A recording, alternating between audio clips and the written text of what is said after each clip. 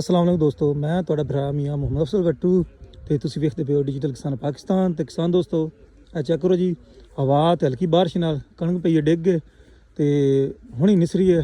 आ check कर लो, सिट्टे निकले हुए ने बगैर दाने तो काफ़ी नुकसान हो गया है किसान वीर भरावां दा। ते हुकूमत पंजाब नूं चाहिदा है किसान वीर भरावां वास्ते कोई इंश्योरेंस पॉलिसी का कोई बंदोबस्त किया जाए ताकि इस तरह की कुदरती आफात जो आवन तो किसानों नूं जनाब उसका मुआवजा मिले। तो अफसोस साडे मुल्क में इस तरह की सहूलत नहीं हैगी तो जिसका खमियाजा किसान भुगतते हैं।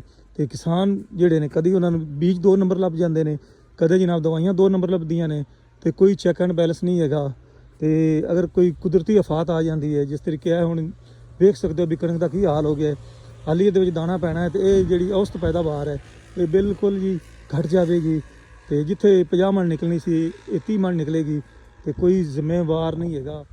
तो दुआ ही की जा सकती है किसान वीर भरावां वास्ते कि अल्लाह ताला किसान वीर भरावां सबर देवे। तो बाकी ये हालात हो गए जी किसान वीर भरावां दे। ते हुण मैनूं दिओ इजाजत, तुहाडा भरा मुहम्मद अफसल गट्टू। अल्लाह हाफिज़। पाकिस्तान जिंदाबाद।